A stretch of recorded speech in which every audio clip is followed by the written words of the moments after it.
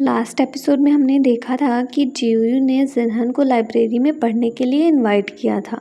अब यहाँ पे जिनहन अपनी पोल खोलते खोलते कई बार बची थी। उनसे थोड़ी दूर पर मोजी और कज़न यानी कि गू शिवा भी बैठे होते हैं। शिवा तो परेशान थी कि ये दोनों साथ में क्यों बैठे हैं, यहाँ यानलुओ को होना चाहिए। तो वो मोजी से हेल्प के लिए बोलती है। तो मोजी बोलता है कि मैंने सुना है कि लू याओ मेन कैंपस की नहीं है, ये फैशन डिज़ाइन डिपार्टमेंट की ब्यूटी क्वीन है। यानलुओ भी मोजी और शिवा के पास लंच के लिए आ जाता है। शिवा तो अपने कज़न के लिए जस्टिस चाहती थी, तो जब उससे नहीं रहा जाता तो वो खुद ही जिनहन के पास चली जाती है और उसे लू याओ के नाम से बुलाती है। इधर मोजी यानलुओ को चिढ़ाता है कि क्या वो तुम्हारी गर्लफ्रेंड है। यानलुओ बोलता है कि वो मेरी गर्लफ्रेंड नहीं है, ये जिनहन है, इसका नाम लू याओ नहीं है, ये हमसे झूठ बोली थी। इधर जियू बोलता है कि तुम्हें गलत फहमी हुई है, ये जिनहन है। जिनहन फ़ौरन से शिवा को बाहर ले जाती है। बाहर आकर जिनहन फिर से उसे एक नई कहानी सुनाती है। यानलुओ बहुत हैंडसम है, पॉपुलर है, गर्ल्स का तो प्रिंस चार्मिंग है, और ऐसे में अगर उन्हें उनके अफेयर के बारे में पता चलेगा तो गर्ल्स फैन उसे परेशान करेंगी, इसलिए उनका लव सीक्रेट है और वो पब्लिकली अपना नाम कुछ और बताई है। शिवा इतनी इनोसेंट थी कि वो उनकी बातों में आ भी जाती है और उसे उनका सीक्रेट लव बड़ा इंटरेस्टिंग लग रहा था। अब मोजी को तो पूरी कहानी का पता चल गया था, पर शिवा जब उनके सीक्रेट लव के बारे में बताती है तो वो बस मुस्कुराता है।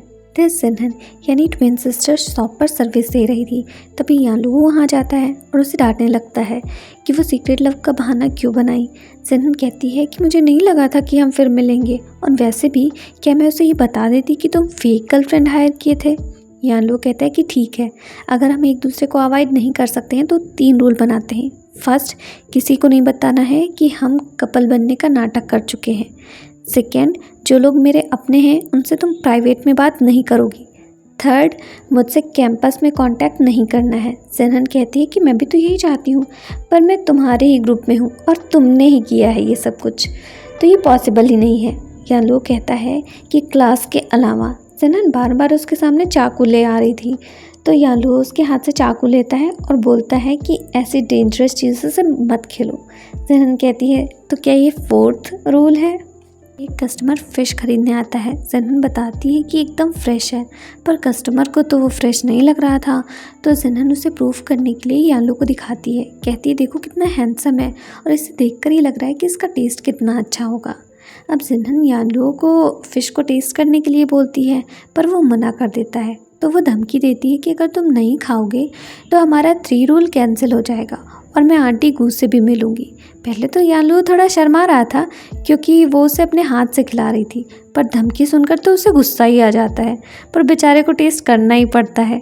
अब ये देखकर कस्टमर भी उसे खिलाने के लिए बोलता है, पर यानलुओ को शायद जेलसी हुई थी, तो वो एक स्लाइस उसके मुंह में डाल देता है और पूछता है कि क्या ये टेस्टी है। अब वो कस्टमर गुस्सा हो जाता है। जिनहन उसे मनाती है और यानलुओ से कहती है कि अगर तुम्हें कुछ नहीं खरीदना है ना तो तुम यहाँ से जा सकते हो, पर यानलुओ को तो सारी फ़िश खरीदने के लिए रेडी हो जाता है। कस्टमर कहता है क्या तुम अकेले खाओगे ये। यानलुओ कहता है कि नहीं, मैं अपनी कैट को खिलाऊँगा।